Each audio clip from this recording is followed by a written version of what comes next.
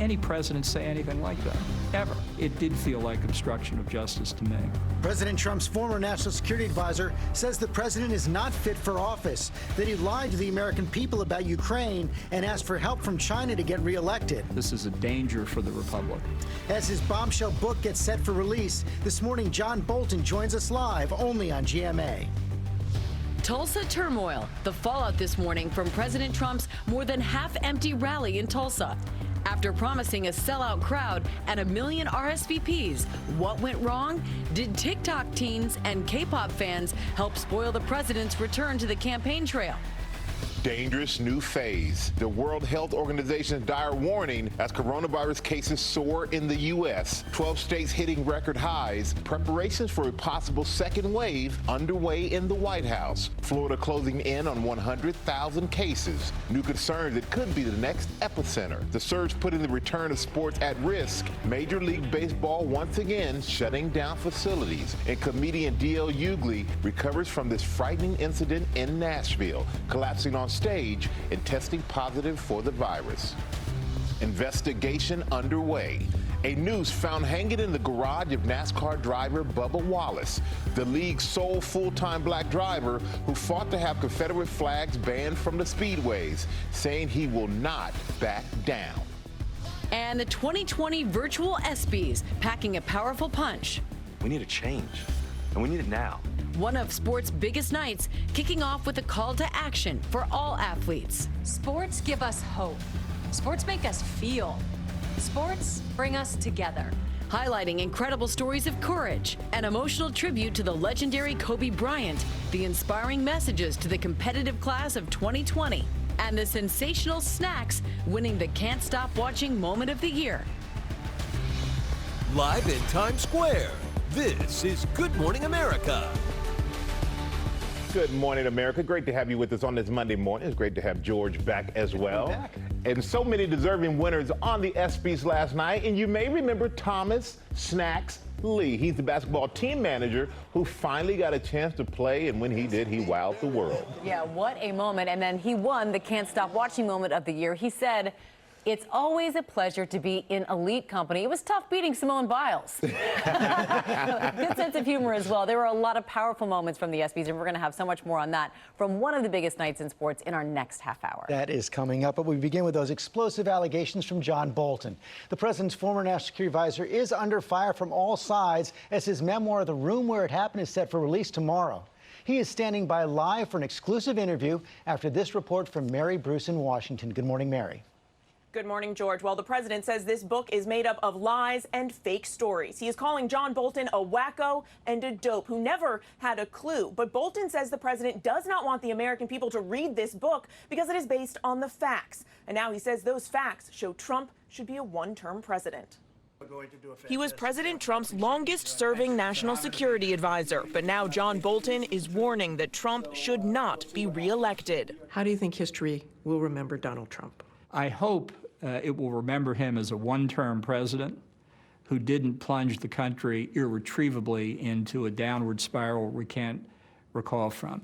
We can get over one term. 2 terms I'm more troubled about. Decisions are made in a very scattershot fashion, especially in the potentially mortal field of national security policy. This is a danger for the republic. In an explosive one-on-one with ABC's Martha Raddatz, Bolton says he will not be voting for Trump in November.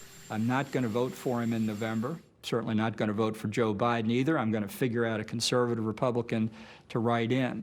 In his new book, which comes out tomorrow, Bolton describes Trump as irrational and foolish, saying he is singularly focused on his re-election, Trump putting his personal interests ahead of the country. Are you saying that all decisions the president made were driven by re-election? I didn't see anything where that wasn't the major factor. So a lot of people have complained that he has a short attention span and he doesn't focus. I want to say when it comes to re-election, his attention span was infinite. It's just too bad there wasn't more of that when it came to national security. Bolton says the president is susceptible to flattery and manipulation. Putin thinks he can play him like a fiddle. And he says Trump is stunningly uninformed and unwilling to learn. You say in the book that Trump asked General John Kelly if Finland was part of Russia? He said those things, absolutely. When you're dealing with somebody who asks questions like that, it's very hard to know how to proceed. In his book, Bolton accuses Trump of obstruction of justice as a way of life. Trump was impeached for one alleged instance, withholding security aid from Ukraine to try and force investigations into the Bidens, something Bolton now says he heard firsthand. The New York Times reported on that August conversation, and the president denied it, tweeting, "I never told John Bolton that the aid to Ukraine was tied to investigations into Democrats, including the Bidens." Is the president lying? Yes, he is. And it's not the first time either. Bolton was widely criticized for declining to testify in the impeachment process. He says it was politically motivated and too narrowly focused. Now he's talking about other instances of potential obstruction, including claiming Trump told the president of Turkey that he would intervene in the New York District Attorney's investigation of a Turkish state-run bank. The president said to Erdogan at one point, look, those prosecutors in New York are Obama people. Wait till I get my people in, and then we'll take care of this. I've never heard any president say anything like that, ever. It did feel like obstruction of justice to me. And now some Democrats say they will investigate any further allegations of wrongdoing raised in this book. Democratic Chairman Adam Schiff, who led the impeachment trial, saying the public needs to know exactly what they have in this president. George. Mary Bruce, thanks very much. And John Bolton joins us now. Mr. Bolton, thank you for joining us this morning. Let's pick up where Mary just left off right there. If Democrats subpoena you, will you testify? Well, let's see what they decide to do. Look, let's be clear. The primary way that we rein presidents in is not through impeachment. It's through elections. And presidential behavior can be reckless, reprehensible, dangerous, doesn't necessarily make it impeachable. I think one of the mistakes that the Democrats made, and they made plenty, is the idea that everything is resolved through the impeachment process. And they mishandled it badly. I called it impeachment malpractice in the book. And, you know, what they do next obviously is up to them. But you also said that a Senator John Bolton would have probably voted to convict President Trump. Well, I still don't know all the information about Ukraine or many of these other things. But my point is that the Democrats made a conscious decision at the beginning of the Ukraine impeachment effort to push Republicans aside. I think there were a lot of Republicans in the House that might have been open to a more reasoned, nonpartisan effort, much like, thinking back to Watergate days, what Sam Ervin and Howard Baker did. The Democrats rejected that entirely. They made it a partisan fight in the House. That guaranteed it would be a partisan fight in the Senate, and they lost. That's not a very good strategy. Well, the Democrats say about you that your core charge against President Trump is that he put his personal interests consistently over the national interest. They say that's exactly what you've done. Nancy Pelosi and Adam Schiff say that you were choosing greed and loyalty over patriotism. Look, what I have chosen is philosophy. I've been a conservative Republican since I was 15 years old and handed out leaflets and rang doorbells for Barry Goldwater in 1964. I've been motivated throughout my government experience to try and advance conservative philosophy. And I think one of the most important things I learned in watching Donald Trump up close is he doesn't have any philosophy. He doesn't proceed on that basis or on the basis of a grand strategy or policy. It's all about Donald Trump. And that, to me, is a lesson for Americans as a whole, but particularly for conservative Republicans, because if Trump wins re-election, which is entirely possible, there's no more guardrail based on what the Republican Party may think about him. So people need to understand that, and I hope if they read the book, they can make up their own minds. But you're not going to vote for President Trump. No, that's right. I will write in a conservative Republican. I haven't decided who yet, but that's my... Let me press you on that, because back in 2016, you called the election a binary choice. You said it basically any vote that is not for Donald Trump is a vote for Hillary Clinton. So isn't any vote that is not for, by that logic, any vote that is not for Joe Biden in 2020 a vote for Donald Trump? Well, you have accurately characterized what I said in 2016. That was my view at the time, no doubt about it. But having watched Donald Trump for 17 months, I cannot, in good conscience, vote for him. And I think there are a lot of other Republicans who feel the same way. This is not a happy election for conservatives, in my view. But if you write in a conservative, isn't that a vote for Donald Trump, effectively?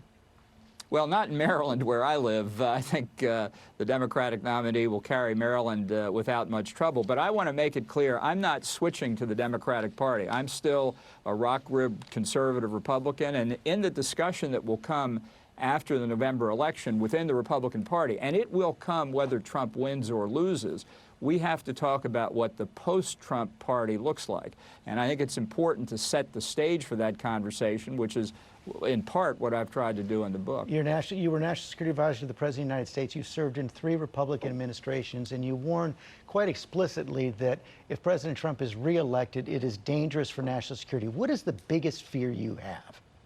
I served in 4 Republican administrations. The biggest fear I have is that his policy making is so incoherent, so unfocused, so unstructured, so wrapped around his own personal political fortunes, that mistakes are being made that will have grave consequences for the national security of the United States. We've seen this play out in a number of areas already. In North Korea, for example, despite 2 years of an absolutely futile effort to get photo opportunities with Kim Jong-un, the North Koreans within the past couple of weeks have literally blown up the office structures that they built to accommodate South Korean liaison offices. So they are right back to ground zero in terms of the diplomatic effort, and the North Koreans have had 2 years to continue to advance their nuclear weapons and ballistic missile capabilities. That is dangerous. President Trump, as you know, has called you a series of names over the last week. Wacko, nut job. We showed some of them earlier.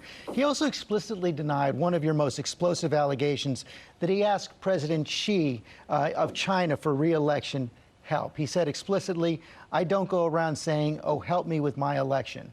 Is that true? I stand by what I said in the book. As I noted in the extract that was published in the Wall Street Journal, I didn't use the exact words because of the pre-publication review process, but the story is correct. Vanity Fair reports that an unredacted version of your book quoted President Trump saying to Xi, "Make sure I win." Is that true? Well, I'm not going to comment on that. I'm going to stick with the language that was approved in the pre-publication review process. And let me say, I don't know where that leak came from. I don't know where the leak to the New York Times about Ukraine came from back in January. But whoever leaked any of these materials is no friend of mine. You've also confirmed, as we said earlier, the core case, the impeachment case the Democrats made against President Trump, that he explicitly tied aid to Ukraine to those investigations of his political opponents. You knew that at the time. Did Secretary of State Pompeo know that at the time? I think it was widely understood. And I want to say all of us who were involved in dealing with the national security aspects of Ukraine, I think uniformly were working to get the assistance delivered. We were running up against a September 30 end of fiscal year deadline, and there was real urgency not to lose that assistance because of the bureaucratic rules about budget allocations. And that was the focus. The only person in the White House that I'm aware of that didn't focus on the national security implications for Ukraine was Donald Trump. The Secretary of State has also said you're the liar here. He says, yeah, I was in the room too. In a statement he put out, you've spread a number of lies, fully spun half-truths, and outright falsehoods, including what one story you tell in the book is that you and the Secretary of State are in Singapore, and he shows you his notepad, essentially saying the president is full of something I can't repeat on morning television.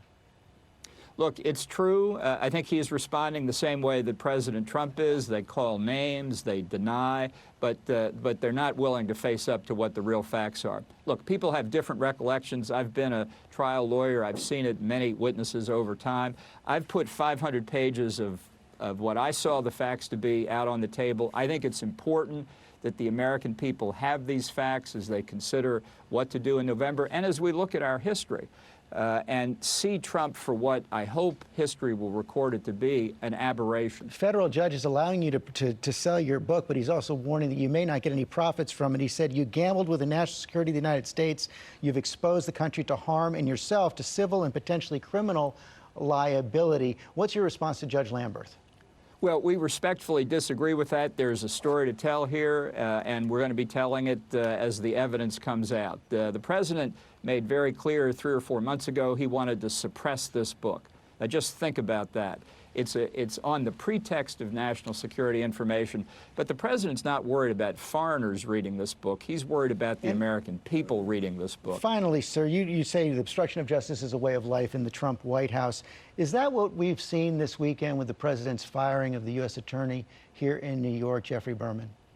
You know, I've been out of the government since September. I don't know what the facts are here. I really would rather not speculate on that. John Bolton, thanks very much. Your book, The Room Where It Happened, is out tomorrow. Michael? Thank you very much. Thank you, George. Thank you, George. Now to the reaction this morning over President Trump's return to the campaign trail. His rally in Tulsa not bringing out the crowd the president's team was touting. Terry Moran joins us now from Washington with the latest.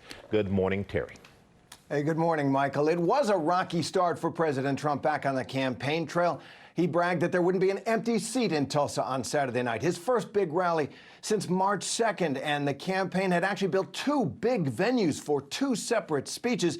But in the end, the president was a bit of a bust in Tulsa. The campaign quickly dismantling one venue, that other venue, about 1/3 full. Tulsa's fire department saying about 6,200 people showed up in an arena that held 19,000 for the president. Afterwards, Trump was said to be furious. He won Oklahoma by 36%, so campaign manager Brad Parscale's job may be in some trouble. But the bottom line here is really this was evidence that perhaps the president's support has taken a hit in recent weeks. Polls certainly show that. But more than anything else, people may be wary in the middle of a pandemic of showing up at a large indoor event where masks were optional and a lot of people in there were maskless. The president, in his speech, in fact, talked about the coronavirus, downplayed it once again, and at one point he said, blamed the U.S.'s increasing numbers on increased testing, saying he told his team, slow down the testing. Now, Michael, his team says he was just kidding. Yeah, for sure. All right, Terry, teenagers and online K-pop fans, they're claiming responsibility for this low turnout, allegedly putting in thousands of bogus ticket requests. But the Trump campaign, they're denying this. They are. So there is this claim among a lot of people that they punked Trump, that on TikTok and fans of K-pop registered for tickets. The campaign said, excuse me, that they had 1 million tickets requested.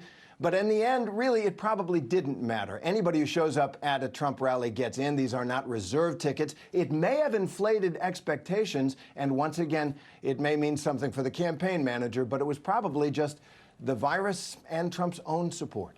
Michael? All right, Terry, thank you so much. A lot more coming up this Monday morning, including the scary moment when comedian Dale Hughley collapsed on stage, then tested positive for COVID. This as 22 states are seeing a rise in cases. And the investigation underway, a noose found hanging in the garage of NASCAR driver Bubba Wallace being called a despicable act. Wallace saying he will not back down. But first, let's go to Ginger.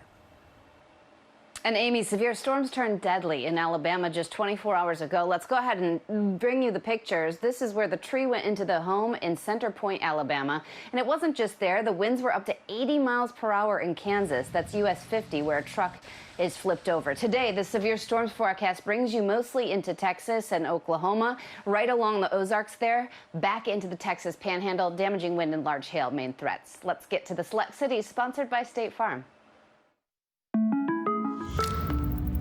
And we've upgraded her with the Sonic Shield and holographic mapping drones. Impressive. There is one more thing. Jake from State Farm. Here's the deal. With the Drive Safe and Save app, you'll save up to 30% for being a safe driver and get a discount just for signing up. Well played, Jake from State Farm. As usual. When you want the real deal, like a good neighbor, State Farm is there. Will top out at 90 degrees. It'll feel more like 95. Risk of storms today will be between 3 and 8 p.m. And those storms could bring some hefty downpours, even some isolated flooding, even a high wind threat with some small hail, all a chance with those isolated storms. We've got a storm risk tomorrow and also on Wednesday. Temperatures in the 90s the next 2 days. Stay right there. We'll be right back.